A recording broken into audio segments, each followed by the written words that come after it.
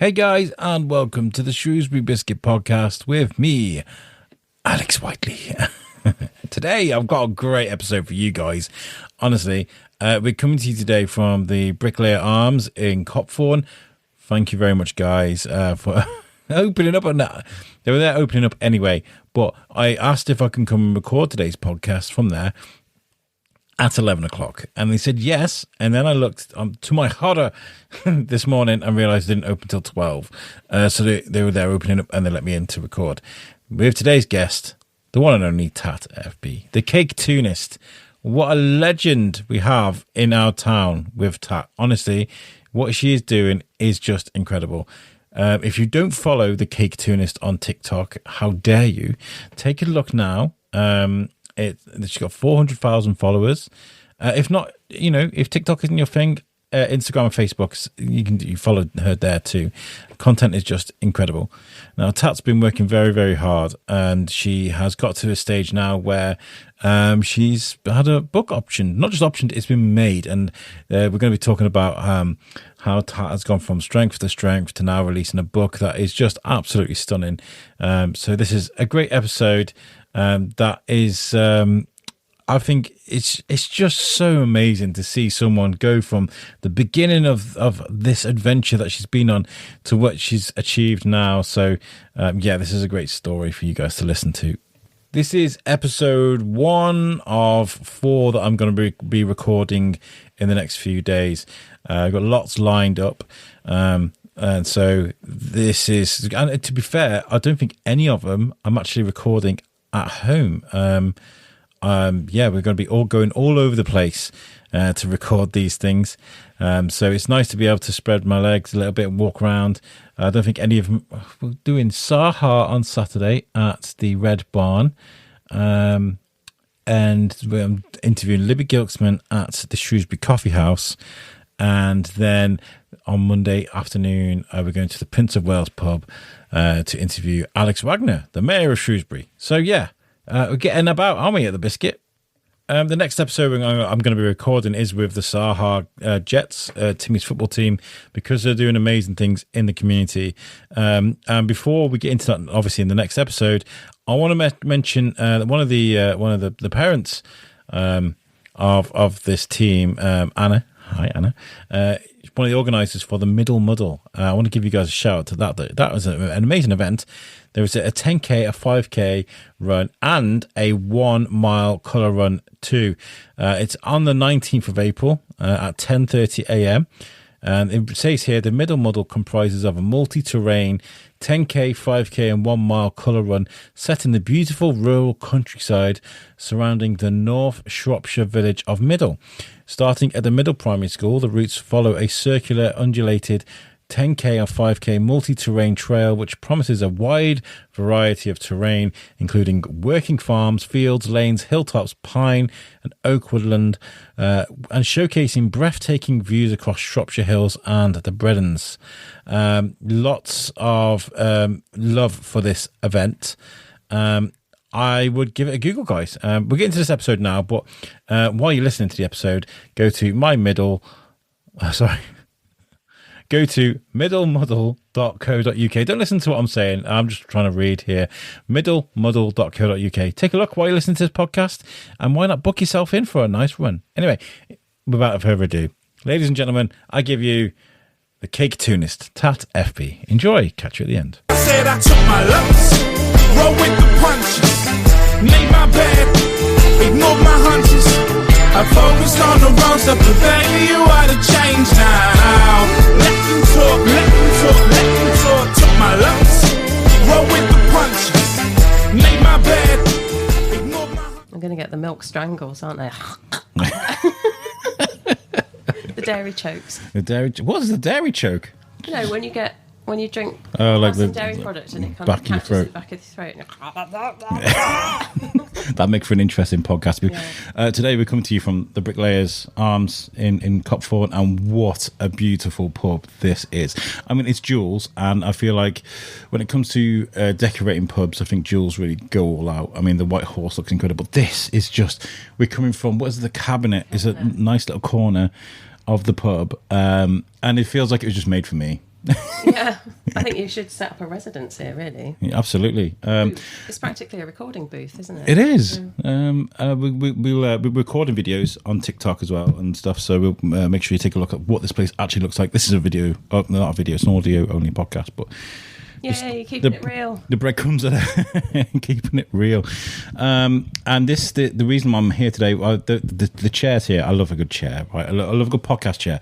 And there's a corner, which we're not sat in actually because there's no power there, but there's a beautiful chair. And I was on the social media and I was like, that's the perfect podcast chair. And they were like, well, come along. And yeah, here we are. So, and today... You manifested. I manifested this, absolutely. So thank you to the guys from the Bricklayers. And also, I need to add that we started this at 11 o'clock. This place opens at 12. I didn't realise. So I messaged him. I was like, oh my God, I'm so sorry. It's a proper diva thing to be. Can you open up an hour early? Yeah. And can I order off menu, please? Yeah. Some steamed fish and broccoli. Absolutely.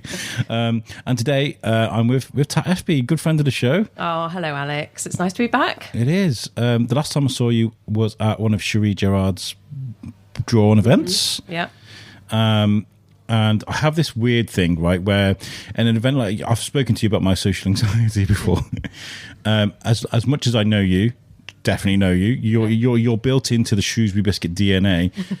This weird thing happened to me. I was walking around with my son Leon, and I forgot your name in a weird way because my social anxiety does weird things like that. So I remember seeing you, and I was going, let's go and say hello to. And it's not even that I don't know your name; that's the anxiety. That's what it does to me. Is it just like a kind of? I feel like a lot of the time when I lose words, there's it's like there's a grey breeze block wall, and everything I need is just behind that wall. Is it a bit like that? It is. It's more like a panic. Mm-hmm. Like I'm good.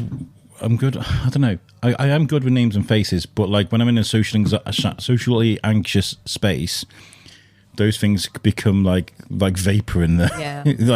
I'm like, I know you from somewhere, and they're like, I've been on your podcast 3 times, you idiot. Like, well, what you need to know in the future, if that happens again, is I answer to oi you, oi, or just hey, it's you. It's you remember that? It's you. Yeah.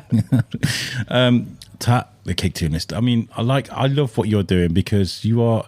I remember, by the way. I remember when this all first started, right before it even all started, I came around your house with Katie Rink, wasn't it? Was it Katie? It was Cherie. Was it Cherie? Yeah, because we were talking about drawn. We were talking about the very first drawn. That was Cherie? Yeah, in the museum. That's insane. Isn't that nuts? Yeah. They're from the beginning. I haven't been to one for a while. It always seems to clash when I'm like working or like, I think the last one I was taking a break. I took like 2 months off. For reasons, guys, and then that happened, and then I was just picking up my feet. And what happens when you take 2 months away from making content and you go, I'm back? Everybody goes, oh. Yeah, and loads you with it. Yeah. And this week I am recording four podcasts in a week to get a month's worth of stuff because I'm about to start a new job. Mm-hmm. I want to back up with content. Yeah. So that's the method in the madness there. Well, I'm grateful you fitted me in, so thank you very much. I wouldn't. You messaged me on Instagram. It was one of the easiest yeses.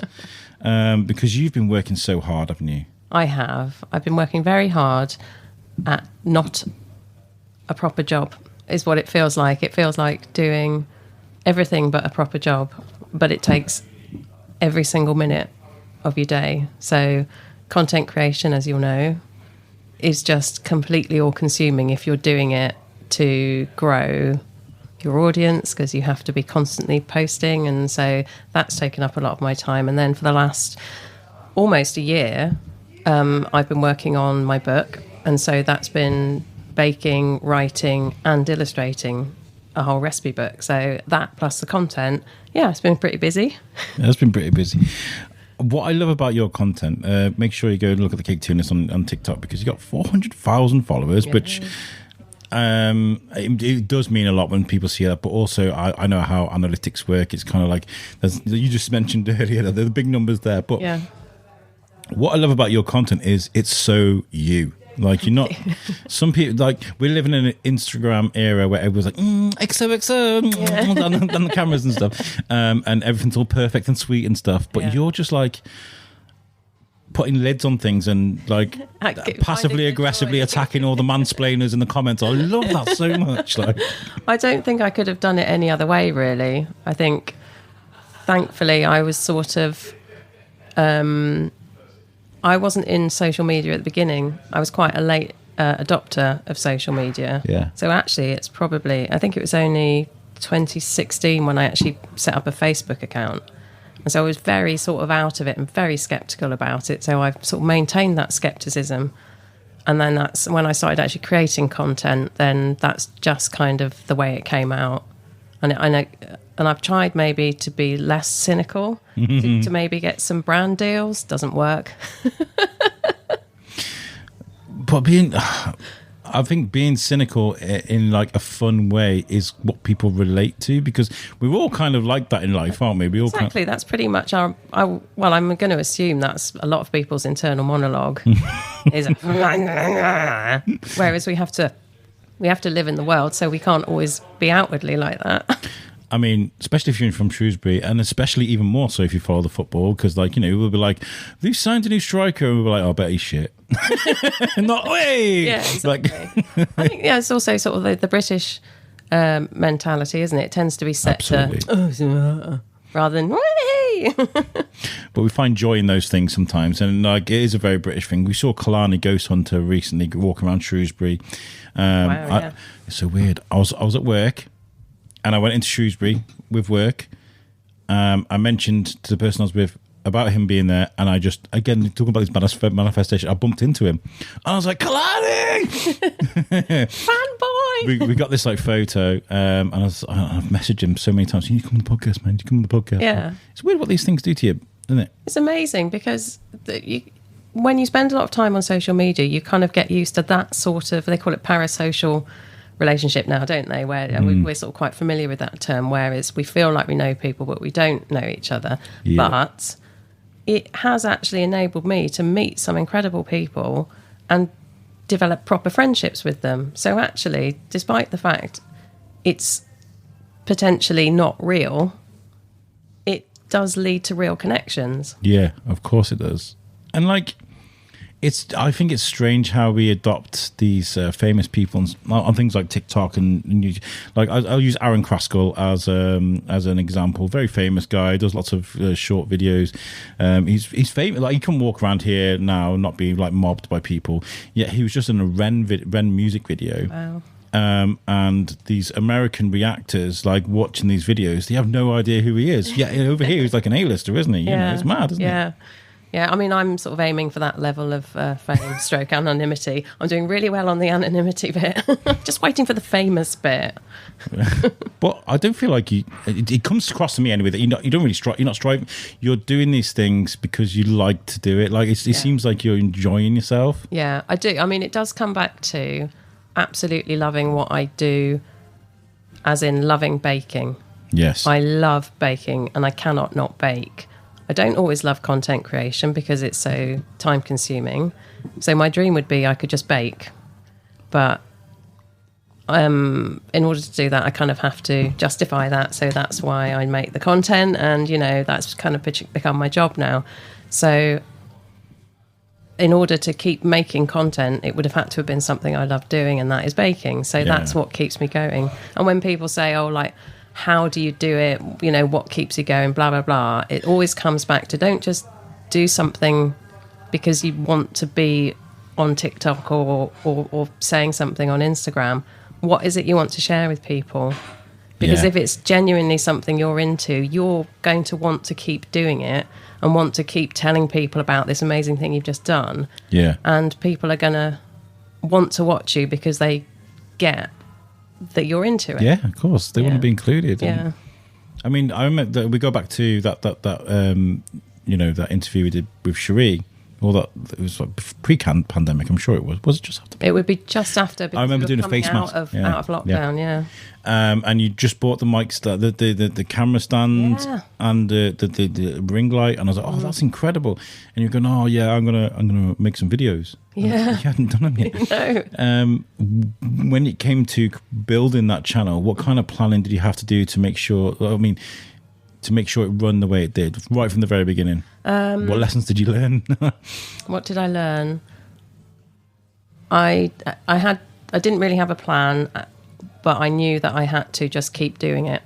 My only plan was to stick at it, and I gave myself 6 months to stick at it and try and post 5 times a week for 6 months. And just because I was lucky enough, like I work for myself, I'm freelance illustrator, cartoonist, whatever, I could do that. So it was, my only plan was I had to commit to it for 6 months, and I just had to keep making it. And before I started posting, I built up a bank of about 20 videos. So I knew that I had a bit of time. I could be posting, but in the background, I knew I had some in the bank, so I could keep making videos, and there'd be this constant stream coming. And then what I learned really quite quickly is that people respond to you being helpful to them. So it was all very well doing like piping funny things on biscuits, like literally being a cake cartoonist. Mm-hmm. When I started showing my recipes, that's when they started getting more traction, because I was offering something of some value beyond just like a 10-second joke or something like that.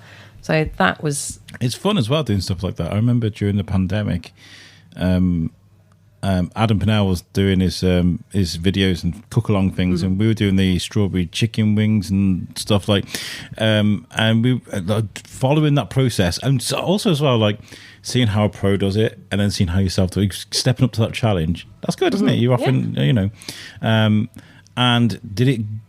I'm trying to remember now how it all kind of grew, because it did kick off quite quickly, didn't it? Your channel, it kind of went. Yeah, I think. I'm trying to think how long I'd been posting. I think I started posting in December, and then by June I got my first viral video. So that was 6 months, which was just fit within the plan of me going, I'll give it 6 months and we'll see what happens and we'll take it from there. And funnily enough, it was that recipe there that I brought you, the microwave millionaire shortbread. That was my first viral hit.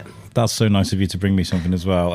We were talking about when we first did our first interview at the parade. My gosh, and that was me just talking about you as an illustrator, and you no cake, but you brought in some Shrewsbury biscuits, mm-hmm. the blackcurrant marshmallow. Yeah, so they were sort of a pun on a Shrewsbury biscuit, weren't they? Yeah. Because I didn't really like Shrewsbury biscuits, so I put blackcurrant marshmallow in it rather than currants.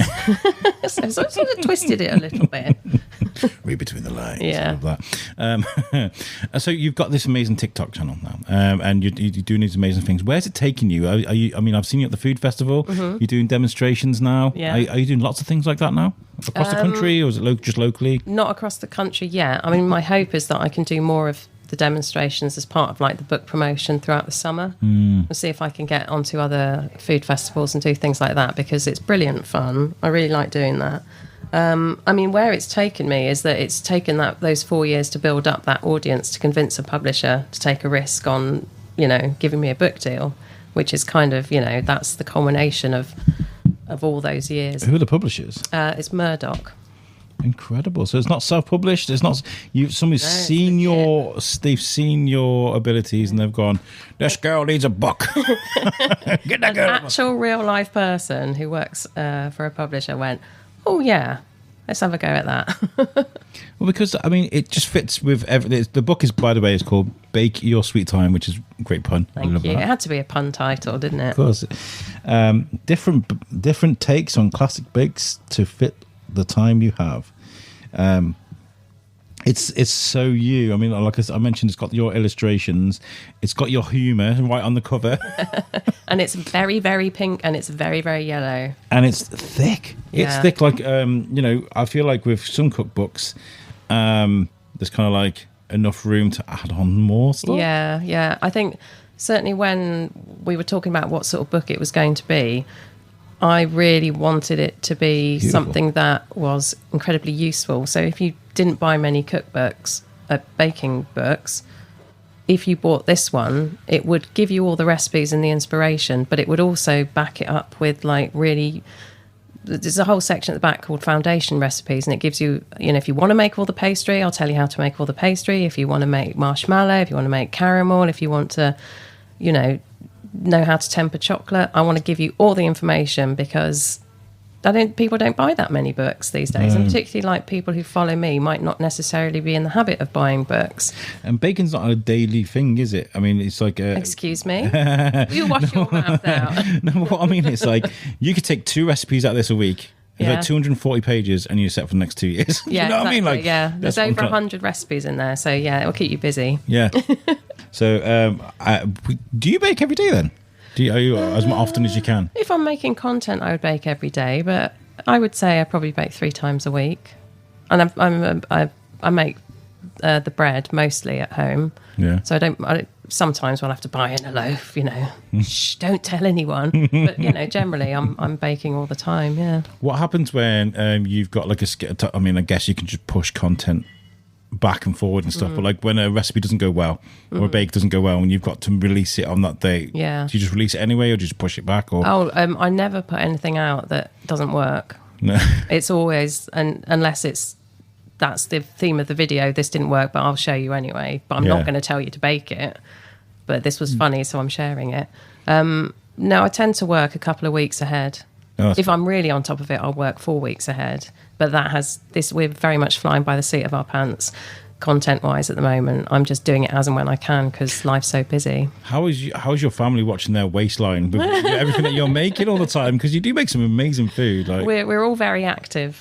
We do a lot of running around. We do a lot of exercise. So, we try. the luckiest family in Shrewsbury, just constantly baking things on the go. I love that. Interestingly, they'll often end up with some absolute rubbish because it certainly won't look pretty because it'll probably be like a test bake. And often I don't test bake a full bake unless it's a cake. So it'll be like a tiny little thing that'll just look like a mud pie or something by the time they get to eat it because I pulled it apart and decided, does this work? Does that work? Blah, blah, blah. So they're not tucking into glorious, gattos 3 feet high. They're getting some dregs and scrapings from a bowl. Like Bruce Bogtrotter. Yeah.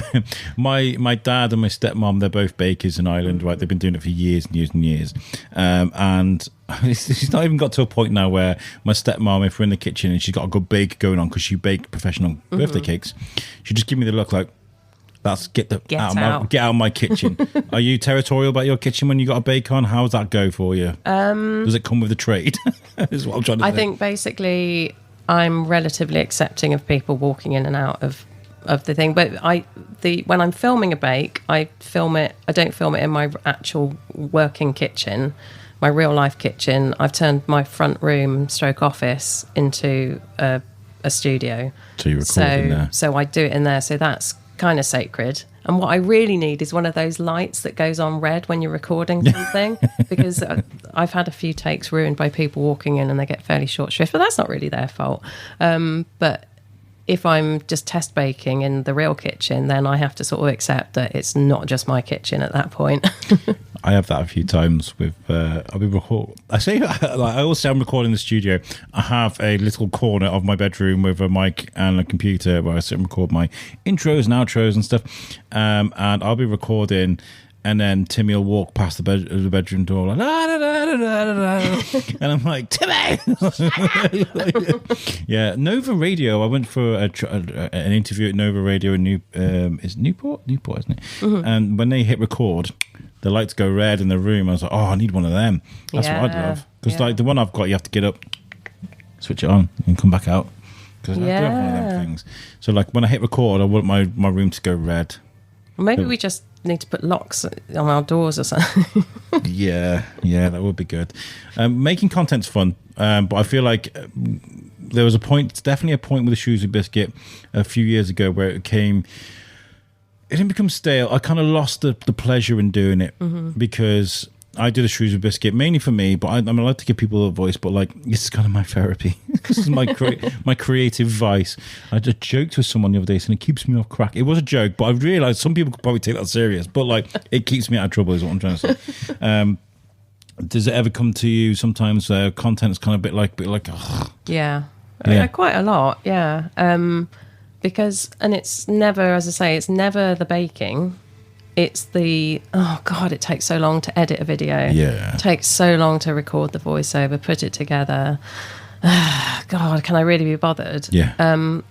But that's kind of what I have to do. And so I do it. And actually, by the time, once I've got over that hurdle, once the video is there, once it's uploaded and people are responding to it, even if it's not a massive video, you know, even if it doesn't go anywhere apart from it just amuses a few people who've seen it, actually that interaction, it does make you kind of go, I'm glad I did that. So, yeah, but quite often, and particularly in January, when you've sort of slogged your guts out for December content, come January, where you really need to be sort of keep going, is I think just the hardest thing. And also to stand in front of a camera and kind of go, when you just feel like I want to crawl under a duvet and my face looks like I have eaten all the celebrations. I'd rather not be doing this, but I suppose you sort of accept that it is your job in some ways. Yeah, it's difficult. And then I guess when you've released, for me, I mean, like, I'm not on that scale. You are, you do amazing, but like when I release content, sometimes I get like an anxiety of like, it happened the other day. What video did I release? I released a video. My videos are doing all right, and then I released. It was one of the audio excerpts from my interview with Spirographic, Rachel. She's talking about Van Gogh and the support that he'd get if he didn't have the support that he had, we wouldn't have the art that we have today, because he had mental health problems. Yet locked in a cell. Do you know, it's like all this thing. And I thought this was really important to talk about this. I think it got like 125 views, and I was like, what is this? Really important thing. A message I wanted to get out. Sometimes you can end up in a slump. Does that happen to you? Have you ever released a video that you thought was going to be absolutely monolithic and it's gone? Oh God, all the time. And I think I know what will probably get picked up by the algorithm stroke people and what people will respond to, because it's really quite basic in my case. It's probably something with caramel pull. It's probably something with Biscoff. It'll be something very hacky and cute and eye-catching and clickbaity. Yeah, clickbait. And so I do, it was certainly when I was sort of establishing the when I was establishing, I got the camera out, shoes. Flip me off, because we'll do a stage one later. Yeah. So when I was establishing the channel, I knew I had to do a mix of kind of find clickbaity things to do that will catch people's eye and hopefully go viral. But I also knew that wasn't just the content I wanted to do. I also wanted to do kind of standard baking and just things that, or whatever came to mind that I wanted to do. So I knew that there would be videos that were really, really brilliant and they tasted amazing, but they just looked like a brown tray bake. Yeah. And so you just sort of have to accept that there's highs and there's mediums and there's lows. Yeah. But no, there have been several that I thought, this could be really big, and they've just kind of gone. You've got to do the hits, though, haven't you? People want to see the hits. Talk about Biscoff, and I see all these tray bakes that they do in America, where they're like pasta and cheese and butter and more cheese. That's and just like, rage bake, though, isn't it? That sort of thing. Yeah, where people are just doing disgusting things deliberately. And these sped up videos where people like packing fridges and stuff. People like stuff like that, but I think it's it just very feels sickly. A bit creepy, doesn't it? I think, yeah. Is there a line that you have to draw with your content where you're like, I'm absolutely not doing that. I'm not stooping that low because reaction videos. Yeah. You know, where's the creativity in that? I'm sorry. Yeah. But that's just so completely bankrupt creatively, isn't it? Right, and people have millions of followers. They do. I do. So like, I wouldn't ever make I look at it and I'm like, oh my god, it's so easy to do, isn't it? But I like to watch. It's gonna sound.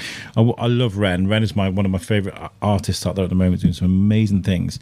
And I'll watch reaction videos from his because I feel like it's rewatching the music for the first time.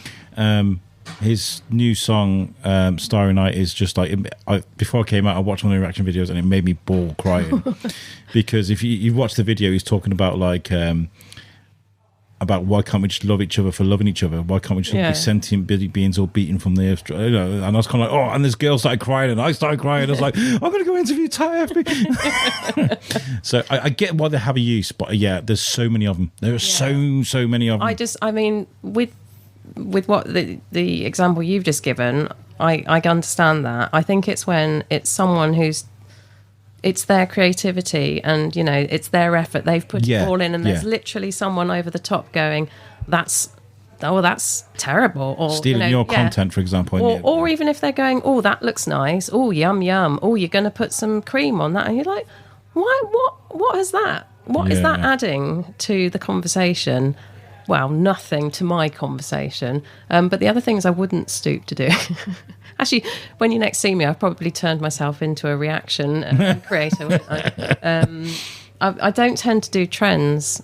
Every so often I'll do, like use a bit of trending audio. Oh, there was a drip cake trend for a bit, wasn't there? Yeah. And other things. Well, it's sort of, more like social media trends. Okay. And, that's because I tend to work so far ahead with my content. And it's just like, well, I'm not interested in doing that. It would also mean I'd have to sort of drop what I'm doing and then do something very quickly, which I'm not very good at. I like to just work at my own pace. So there was somebody else. Who was I talking to recently? And I was talking about the whole 6-7 thing that all these kids are going on about. Like, I feel like it dates your content. Oh, it totally does. Yeah, absolutely. Yeah. And what was I doing? I think it was. I don't know if you saw that joke I did about molasses and. Black treacle. Anyway, it's a very niche baking joke. Don't go back and look for it. But I think I was telling a story about when my child was either 6 or 7, and I literally just said when my child was 6. It wasn't anything to do with 6, 7, but it completely ruined the comment section because everyone was going, "Oh, 6, 7." It's so horrible. Oh, damn it! If I could go back and edit that out, I would have done. I was at the football. I sit in the noisy end of the football because I'm a noisy guy. Naturally, I'm quite noisy. Anyway, I remember when all that first started coming out, and it got to the 67th minute. And a bunch of kids jumped up and went 6, 7, and the whole stand booed these kids. Well, they're scarred for life. Yeah, they won't be doing that again. And I know there are a bunch of kids sitting at McDonald's waiting for Order 67, and they all go nuts. Oh, bless them. It's like the chicken jockey thing at cinemas. It's like the floss thing during the pandemic. Everybody's doing that. But like you see that in the video now, you go, that's when that was made. Yeah, and things date within 7 days. And the interesting thing about TikTok stroke Instagram, if there's a trend on TikTok, you'll see it on Instagram about 3 weeks later because there's such a massive lag. Really? Yeah, because like TikTok's very, very instant and trends will cycle so quickly through. And then when you see it on Instagram, you're like, oh, that's over then. Yeah. The ASMR thing is something that's just not going away. I wish that would go away. But. Yeah, it's just everywhere.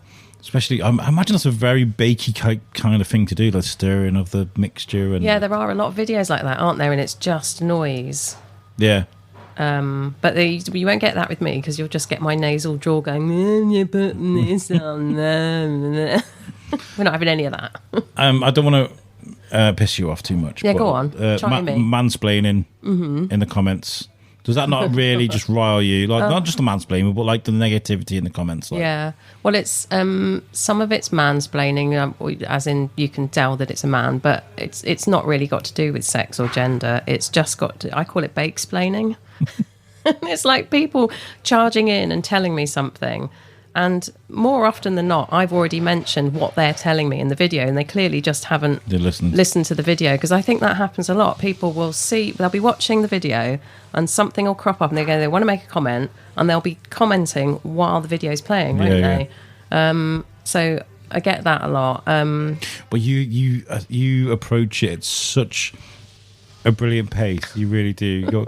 Especially there's a video about people stealing your content and creating fake pages. Mm-hmm. Your passive aggressiveness is on a stellar. You should try being married to me. But it's so brilliant.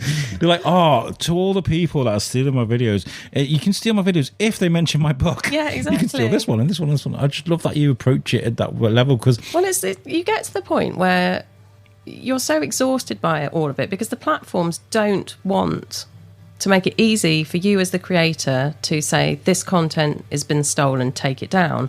There's buttons you can press to say this person's impersonating me. It won't work. No.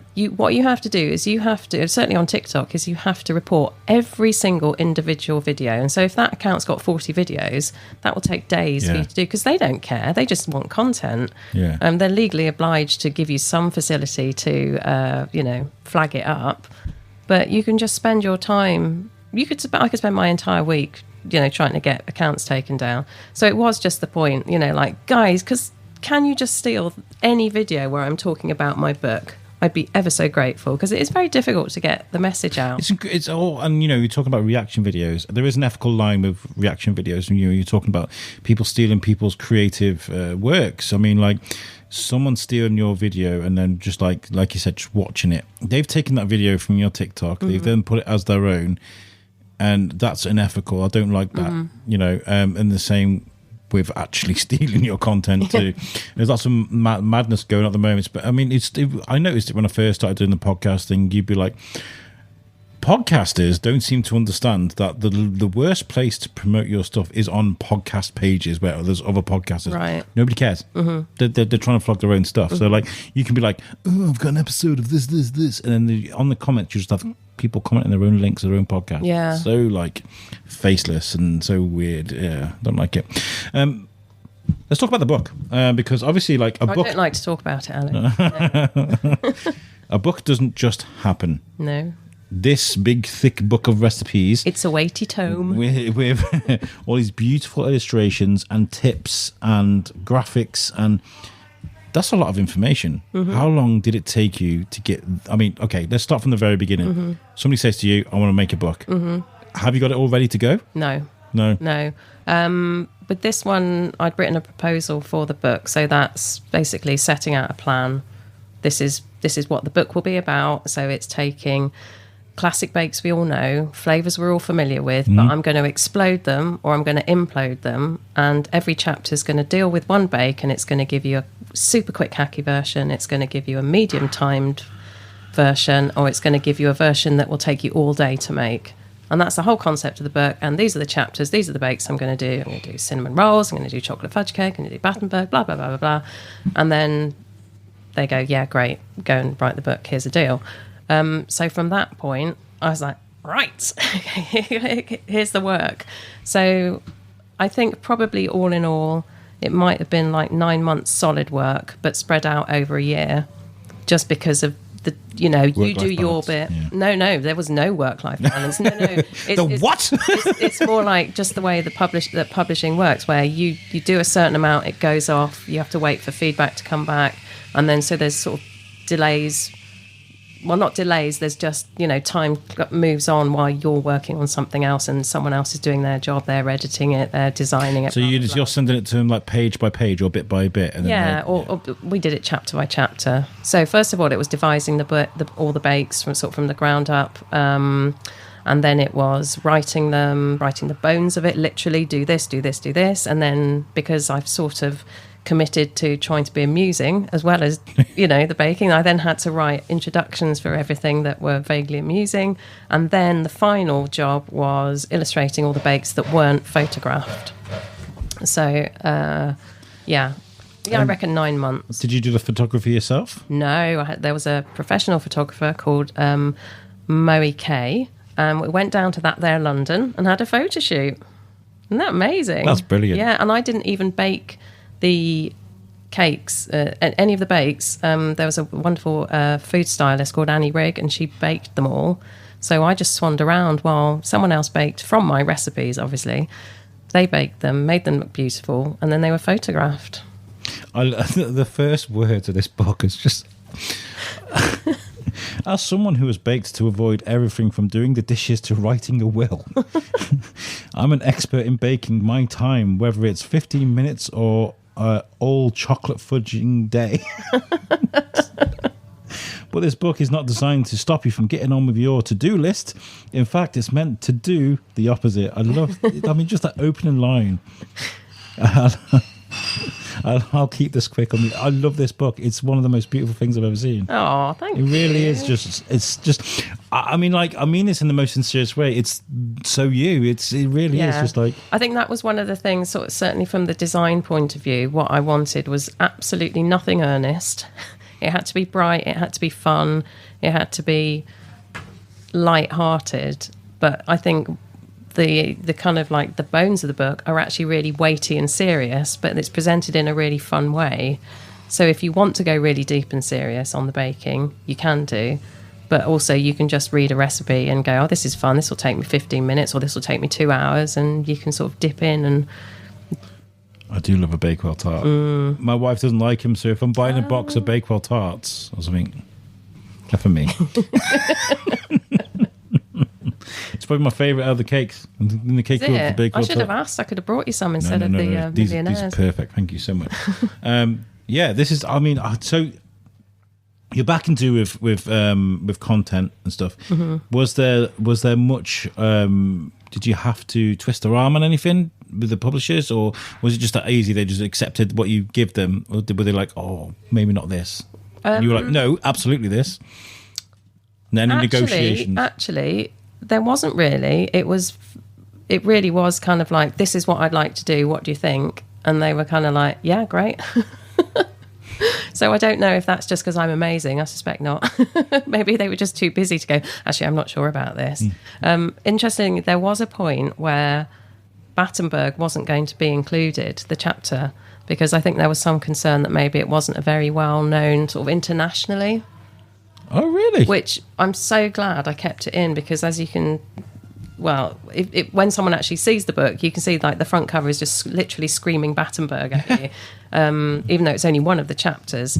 And very much the Caketoonist's corporate colours are pink and yellow, so it all fell into place. So there was a point where Battenberg wasn't going to be in it. It is an iconic cake, though, because what other cakes do you get that are pink and yellow? Exactly. Do you know what I mean? Like, there's no others. Like, yeah, and there was going to be maybe 4 other chapters. But it was me saying, I don't think I'll have time to get these done, and also there isn't enough pages in the book to fit them in. So we did actually get extra pages to accommodate, but there was several chapters that we just couldn't do. It's incredible. I'm so proud of you for doing this because it's just so beautiful. Right, I'm going to stop gushing over the book because I know some people with over complimenting can make things awkward, but I'm going to say this book. Going, you gush away. Yeah, you gush away. Are there any chapters or parts of this book that you're particularly proud of? Is there anything that you're like, yeah, I was in the zone? It's all fantastic. You're obviously this is your zone anyway. Yeah. But what's the most zony of the zones in this book? Do you reckon? There's a nice joke about the royal family in the Battenberg chapter. Yeah. I want to find it. I don't want to ruin it. I don't want to ruin it. Yeah, so if you buy the book, I hope you enjoy the joke in the introduction about the royal family. I need to read it. I'm going to read it out. It's like spoiling it. It's quite long. It might be most of the content. But I think baking-wise, I just enjoyed all of the bakes because it was almost like I wrote myself a brief to write the sort of book that would satisfy me in the baking and the devising and the eating. So everything in there I love eating, and I just enjoyed baking everything. My family particularly enjoyed the Millionaire's shortbread. I'm sure. There's loads in the Battenberg. Yeah. Battenbergers one. Yeah. You showed me. It's that one there, but it's quite a long. I wouldn't read it out. Okay, yeah, I'm not going to read. I wouldn't do that anyway. That's like a movie spoiler, isn't it? But you got, it's incredible. One of the cartoons I really love is the meringue pie chapter, because each chapter has its own cartoon in the front, and the meringue pie chapter is boomerang pie. So it's someone throwing a pie and it comes back in their face. There you go. I love it. Oh my God, that's incredible. Are you still doing lots of illustrations then? Are you still... only for the book. You're not working, doing that anymore? I don't have time, no, because basically the last however many years I've been concentrating on content and behind the scenes book proposals, which would always have involved cartoons. Yes. So actually submitting to magazines or trying to get trying to get cartoons in magazines now, I haven't done that for several years. Wow. Just been slogging away. So what's the plan with the book then when it's released? Because released in a couple of weeks, isn't it? It's March, right? Yeah, March 12th. March 12th? Yeah. March 12th, guys. Yeah. March 12th.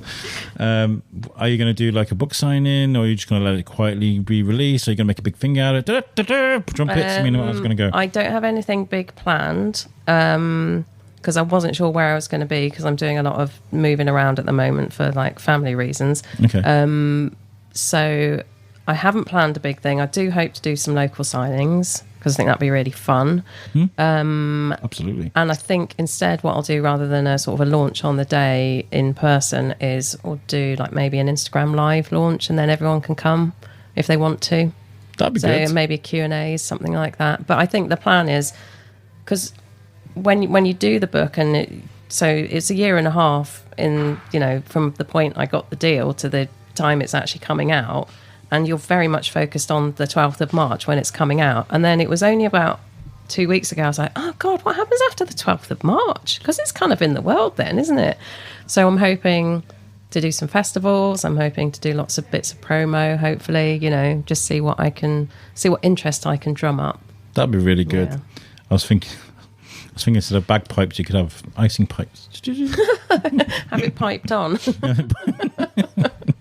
Sorry, that's weird little segue. I think, I think you should definitely, like, I know it's difficult with family time, but like this needs to be put out there. Like people need to see this. I keep touching it because it's very sensory, very like there's nice. It's got like spot varnish on it. It's really nice. I keep just rubbing this book. I'm sitting there like I look like I'm a blind person trying to read. Braille. That's amazing. So this could potentially create more work for you. Are you prepared for that? I hope so. Yeah. Are you ready? Yeah, bring it on. Because I imagine when you're putting a book together and you're writing and you're illustrating and you're writing and you're illustrating and you're sending it back into, and it's done. Yeah. Done. There's nothing else. Have you found anything to fill the gaps? Well, there's always content. There's always content going, hello, can you make some of me? But then I had an absolutely cracking idea for book number 2. So I did start working on book number 2. That's kind of quietly bubbling away. I don't have a deal for that one yet. So I'm just working on that in the background. Nice. Obviously a stickler for work. You're like, I want to do another book. Let's do this. I miss it. I think my husband's like, are you sure you want to pursue another one? Yes. Well, hopefully this sells. Well, that's it. Number 2 is most definitely dependent on how number 1 sells. Yeah. So to keep Tat busy, buy this new one so she can make another one. Are you a big fan of cooking, baking shit? I know I don't want to mention Bake Off. No, you must mention Bake Off because it's part of my origins and I'm completely fine about it. It's absolutely fine. I'm not in denial. It's absolutely fine. How many times have you applied for Bake Off? 5. 5 times. And what does the rejection look like from, that's a hard word, isn't it? Rejection. What does it look like when you don't get accepted, if we'll put it that way, for Bake Off? Looks like a sad face. Do they get a letter to say, we're really sorry, but we're going to go in a different direction? Let's think. No, email. An email? An email. I think if the one year I got really quite far, I think I got a phone call. So, but you've got a human being on the line. You're kind of like, well, can you give me some feedback as to why I didn't get on? And they're like, no, we can't give you that. So you're like, okay, well, probably you should just put it in an email because I kind of want to keep you on the phone and go, but why didn't you want me? So I saw one of your cakes a few years ago. You made a cake with was it a tropical island with like blue jelly sea? Oh yeah, I remember that. Like that was incredible. I look at things like that you've made, and I'm like, how is this? How have you not been accepted for it? Because the people like that go on there that are like, oh yeah, I'm a chiropractor. Do a little bacon on the side, where bacon is in your DNA. Like it's mad, isn't it? Well, I think what you've kind of got to remember when you do get rejected, and it's incredibly painful because you've spent a lot of time and sort of emotional energy and real life energy in applying for it. Everyone does, and they can't help but get invested in it. So when you do get rejected, it's very painful. But what you have to remember is it's a casting process, and it's only a little bit about the baking. Mostly it's about who you are as a person, how you're going to, fit with all the other people that they want in the tent, and then sort of your level of baking. They have to have a mix of skills, don't they? Like they can't, not everyone, because they used to say it's for the best amateur bakers in Britain. But that would be really boring if there were 12 to 13 people in there who were all amazing bakers. You have to have different levels of skill to make a good TV program. So you have to remember that. That's what I always used to get, like, about X Factor and things like that. The people that were put through that were terrible. Yeah. They were there so they could leech off them because they were so terrible. It's good for views back then, do you know what I mean? Yeah. Yeah, it's a difficult one. I always look at things like the traitors and I think, how did they get picked? So dull. But no, I think your time will come. And I don't think you need it. Oh, well, I can't be on it anymore because I earn money out of baking. Not very much, but I think as soon as you're earning money from baking, you can't apply.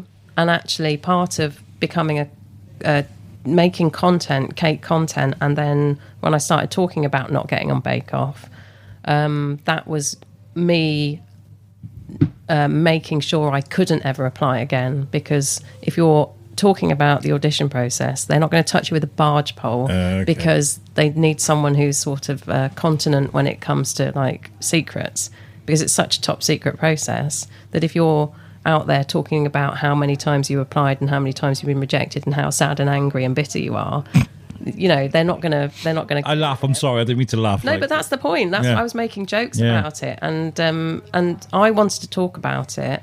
Like, I did a whole month's worth of content about my 4-year struggle to get on, and my aim with it was to make people laugh and just to kind of go, this happens, and it happens to thousands of people, but no one talks about it. So I thought, well, I'm going to talk about it. And I've met some incredible friends who share a similar experience to not getting on. So, you know, we're trauma bonded. Yeah. What were we watching the other day? This is a weird segue, but like we talk about like how we see things on TV and it's just an instant, but like there are lifetime traumas and upset about, you know, like we were watching the Mr. Beast thing on Amazon. I don't know if you remember this. He did his own version of Squid Games. I've heard of it. He had 1,000 people still on these platforms that when they're rejected, like the trapdoor opens and they're gone. And it'd just be something simple as like, if one of you takes the money, the other 80 people in that row are gone. And those 80 people, and there's $5 million that they're looking at as this happens. And you go, oh, this is great. But like me as an empath, like we were watching it, I was like, I don't think I can watch any more of this because those people's hopes and dreams are just gone. And it's because somebody's gone, oh, I'm going to have that money. Do you know what I mean? They've accepted 80 grand out of that and ruined it for everybody else. That's cruel. Yeah. Yeah. But it's entertainment, do you know what I mean? And people aren't empaths. They want to see the entertainment. They want to see people fail. They want to see people fall out. And that's, for me, it's like... And that's why I consider myself now incredibly lucky that I didn't get on Bake Off. Well, I was very sad and angry about it at the time, but I could so easily have got on. Or no, so not easily got on, but if I had have got on, I could so easily have completely screwed it up, gone out in the first week. You know, the pressure could have got to me, or I could have done something so spectacularly terrible I got booted out. You know, do you know what I mean? It's kind of like I now make all my mistakes and no one can see them unless I choose to share them. So it's all on my terms. Whereas if, you know, you do it's get very in public the tent, space. It's very, very public, isn't it? And thinking about it, I think actually I took the long way round, but probably the safer way round.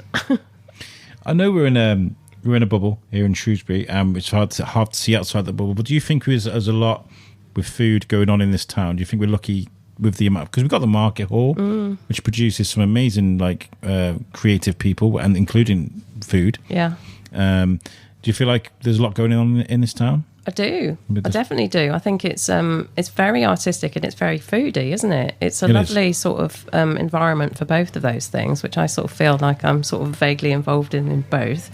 And a lot of supportive people. Yeah. And I think I'm trying to think, well, how long have I been in Shrewsbury? About 16, 17 years. Definitely feels like it's got extra foodie. Because you're part of two communities. You got the artistic Cherie Gerard drawn focus, and then there's the food thing, you know. So you're quite blessed, really, to be part of those two communities and marry them up together. It's amazing. It does feel very lucky to be in that position, because they were running parallel for years, and then they finally sort of come together literally in, you know, paper and cardboard in the book. Do you know what? So it's like, it's a thing that demonstrates they can both come together. Yeah, it's really nice. And with content as well, like I feel like you were there at the really at the most important time, because obviously TikTok came up after, you know, during the pandemic. It was kind of blew up, and you were kind of like straight on there. Well, I always felt I was a bit late to TikTok, so I think the fact that I managed to get traction was quite lucky. I think when we first saw TikTok, I think a lot of people saw it as a space for 13-year-olds to do dances, right? You know, and that's kind of like, well, they ain't doing no. I remember, like, was it Lil Dicky, the rapper? He was like, "Don't let me get a TikTok." And whereas now he's like he's everywhere on TikTok. Yeah. Did it take you by surprise how helpful that was as a social media platform? Yeah, because I didn't think that TikTok would be the one that I would sort of find my audience with. Because YouTube was the lean to, right? Normally. Well, I wasn't on YouTube then at all. I am now. But Instagram I was comfortable with. So, I was comfortable because I was used to post my cartoons as Tat Effby rather than the Caketoonist. Yeah. So it was when things started taking off on TikTok, I very quickly realised that it isn't, everyone goes, I don't understand TikTok. It's just like 13-year-old girls dancing in their bedroom. And it's like, well, you've clearly never looked at TikTok because all it is a video sharing platform. You can and so get as anything soon on as there. I saw that, I was like, okay, well, it's fine, isn't it? It's not that weird. It's just a video. It's like you need to know how to fix a part of a Ford Capri. It'd be on there. Yeah. You need to know how to put a bit of IKEA up. It's there. Somebody singing in his bedroom. Yeah. Or piping icing on a cake. Exactly. Yeah. And women my age, there's a lot of us out there doing similar stuff. It isn't just tiny young people. Have you had people reach out and try and collaborate with you with the social media? I did a lovely collaboration with I think they're both from New Zealand. So Alice Taylor, she's New Zealand based, and then Nat Cooking, I think he's Kiwi, but he lives in Australia. And you did a thing with yeah, and that's what I reckon. That guy, the guy with the long hair. No. Yeah, see, yeah. But they do a thing where they collaborate with other creators around the world and they compare food prices. So I did one with them just before Christmas, and that was brilliant fun. There's been lots of opportunities just to, even if it's just connecting with people, and saying, hi, don't we do this? We do this similar thing. And so you sort of... What I might try and do, I think I always come up with these amazing ideas and never do them, but I think it would actually be really fun, is if I could remix one of your videos and bake something you've made, because I don't do baking, which is mad because my dad's a baker. You'd think it would be him. I'm not. You often reject what your parents do, though. Yeah, you do. Yeah. I ain't touching no flan. Get away from me. Flan's not. Anyway, I remember doing the chicken wings with Adam Pennell, and I was getting dough all over my hands. I was like, how does he do this? It's only when I watched his video for the second time I realised he had a dry hand and a wet hand. Oh, okay. Doing the egg and the breadcrumbs. So like, it's not in me, but I feel like it'd be like chaos. Have you ever seen that guy that tries to bake with his cow, and the cow's trying to eat stuff while he's trying to make it? It rings a vague bell. Yeah. That would just be me in the kitchen. It'd just be stuff everywhere. This goes here. What? I think maybe don't bake with a cow in your kitchen. I'm gonna shame my wife on the podcast because I think it's so funny, and we'll round up to a point. But like, we borrowed a tray of someone. Mm-hmm. And my wife thought it was a metal tray. And she put pizza on the tray in the oven. And when she went to look at the pizza, the thing had melted through the grills of all the grills that were in the oven. It looked like something from Stranger Things when we took it out and it dried. So we're waiting for new trays to come in the oven, and that's all gone. I've melted a plastic lid in an oven before. Really? I turned the grill on and I forgot that I had a bowl of bread dough proving in there with a plastic lid on it. So I grilled a plastic lid over a loaf, and it is exactly like Stranger Things. You get these great gloops coming off. So I actually got the heat gun out and had to remelted it and tried to scrape it off the rungs. My wife was like, because we have one of those tray thing that's like a cover for the bottom of your oven. Yeah. You just whip it out, put a new one in. So do you reckon it'd be all right? I was like, do you want cancer with your food? Because there's plastic particles and that's kind of what happens, And she was like, no. So I was like, no, throw it away, darling. That's just a funny thing.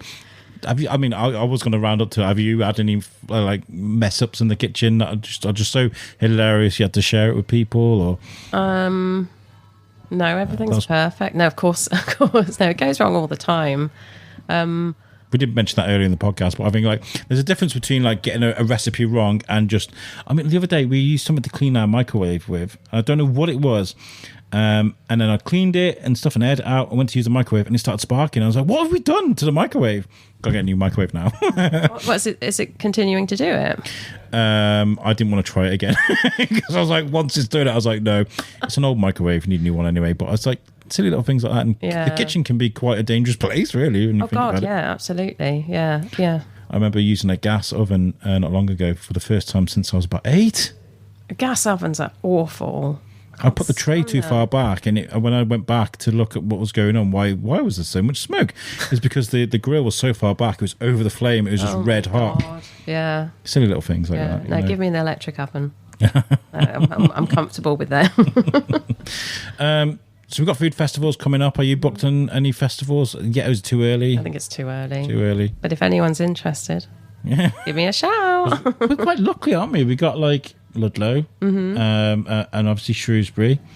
What other food festivals go on in this county? But sure, there's got to be something in Telford, doesn't there? Like sausage. I don't know. Anybody running a festival? Sorry, Sausage Fest. There was a sausage and cider festival. That sounds like something else. I think that was the whole point. Yeah. There was a sausage and cider festival. I was like, should we cover up the Shrewsbury Biscuit? I could fill like an hour worth of puns and innuendos and stuff. That's great. Listen, Tat, you're amazing. What you do, I don't just throw that to everybody. I do value our friendship. I think it's always good when we come together. It's I don't see that. Such a joy to see you. It really is. And the guys from the Bricklayers Arms, they opened an hour early. Because Alex Whiteley, can you open an hour early for me? Is it open now? 12 o'clock. We are open now. We're just open. We're open. Bricklayers Arms is open for business, guys.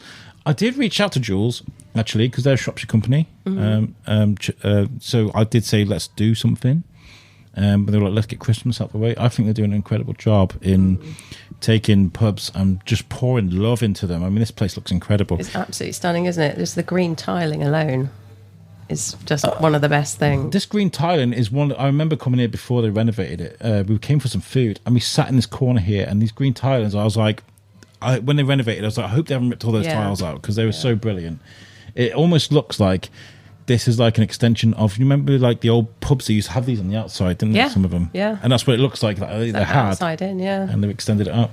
So yeah, come to the Bricklayers. Mind you though, I drive past here all the time and it's full. Like the beer garden's just full all the time. You know. It's empty now, but it is raining. It is, yeah. Terrible time of the year. Apparently it's rained every single day this year. Well, so I hear. I can well believe it.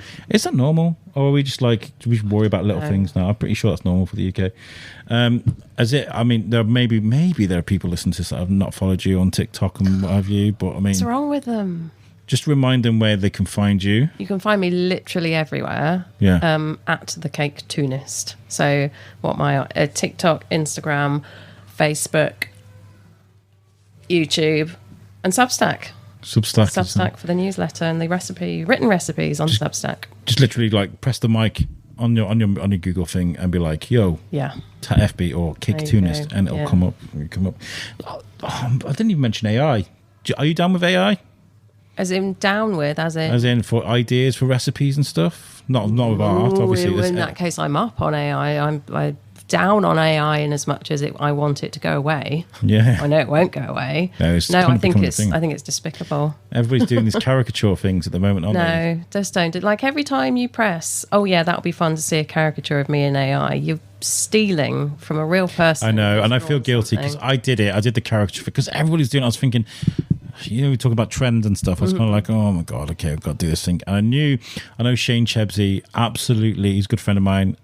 He's absolutely against it. And I could feel him staring at my post. I hate you, Alex, for what you've just done. But I felt like, and it is true, I feel like there's good uses for AI and bad uses. Obviously, art is definitely no. Music is no. But like ideas for recipes and things like that. But I don't know.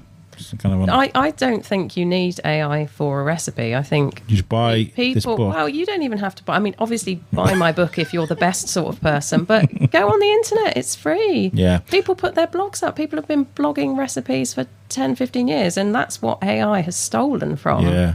So just Google BBC it. Foods helped me out so many times. I had to do my first ever solo Sunday dinner at work. They were like, oh, you can do a Sunday dinner. And I was like, okay. Apparently it was amazing. I'm sure it was. I'm sure it was. Tat, you're a legend. Buy the book, guys. Alex. Bake Your Sweet Time. Give it a Google. Buy it. It's going to be, I guess it's going to be at all shops everywhere across the UK. It's on Amazon. It's in good bookshops also. It's in real bookshops. So go and support who you'd like to support. And I hope you enjoy it if you see it. It's going to be good. Brilliant. Thank you, Alex. Cheers. So there we go. Great episode. I said it at the end of every episode, but it's always fun chatting to Tat. She's awesome, honestly. And if you've seen the naughty things she's doing on the photos afterwards, honestly, or during, I'm taking photos and she's getting distracted while I'm chatting to her. She's flipping me the bird and I'm laughing and giggling. She's absolutely hilarious. And she made me some shortbread as well, which is incredible. Is it shortbread or shortcake? I can't remember. But it's beautiful. Honestly, thank you so much. And again, I just want to make sure how much I appreciate it when somewhere like the Bricklayers Arms opens their doors. I mean, that pub, I mean, it looked nice. I remember it looked nice a couple of years ago, or when I can't remember when we went for food, but recently it's undergone a really, really nice renovation. And where we were in the Mayor's Parlour, there was the cabinet, which is like a nice secluded little corner, which is just beautiful. Go to my Instagram or TikTok and you'll see I've recorded it. It's the perfect spot, honestly. That pub is stunning. If you've not been in there for a while and you fancy going sitting in a nice surrounding for a beer or just some food, whatever, just go and take a look at the Bricklayers Arms in Copthorne. Thank you so much for letting me record there, guys. Right, so the next episode, I don't know which one it's going to be, but it's going to be either the Mayor, it's either going to be the Saha Jets, or it's going to be Libby Gilksman. I'm recording these in a space of like 4 days, so I don't know which one I'm going to release next. But either way, busy at the Biscuit. If you want to come on the Biscuit, or if you know someone that would be great guest, focusing on stories. Really, I want to get some really nice stories out there. We've been doing some really good stuff. I mean, Tat's story is just incredible today. So if you know anybody, that'd be great for the podcast. If you want to come on the podcast yourself, drop me a message. You can email me, which is shrewsburybiscuitpodcast@gmail.com. You can find me on Facebook, Instagram, TikTok. Drop me a message on there. I'm quite easy. Or you can check out the website, which is theshrewsburybiscuitpodcast.co.uk. And that is lovingly made for us by our sponsors, Web Orchard. If you need a website for whatever it is you're doing in this world, they will make the perfect website just for you. And they're great at what they do too. So I've told you about Web Orchard. You're going to go and look at them now. You're thinking, oh, they do great websites. And you're going to order one. And then you're going to be like, oh, Alex told me about this on the Shrewsbury Biscuit. And then you're going to tell them. And they're going to be like, oh, okay, that's cool. That's amazing. Alex is doing his job, because that's how these things work. Also, actually, before I get out of here, I did want to mention, this is an idea I'm playing with. And if anybody's listening to this and thinks it's got some traction, I was thinking about, like, content and video content, and I love making stuff like that. And I was thinking, maybe I mentioned the Bites and Brews that I want to do. That's a really cool idea. But also demoing and showing products that are created in Shropshire. There are amazing producers of things in this county, in this town, in this county. If anybody's listening to this and they are an independent creator of things, cookware, art, I don't know, clothing, shoes, anything like that you want to send me products, not necessarily to keep, demo products that I can show on a video and then release as a reel. I think that's a really good way of promoting local creators. If anybody was interested in getting involved with something like that, get in touch, because it's something I'm playing with. I'm toying with this idea of making more video content, and I just want to help people. So yeah, that's great. Lots of ideas. Anyway, guys, thank you so much for tuning in. This has been a great episode. I'll catch you on the next one. Have a great day. Peace out. Said I took my lumps, roll with the punches, made my bed, ignored my hunches. I focused on the wrong stuff, but baby, you are the change now.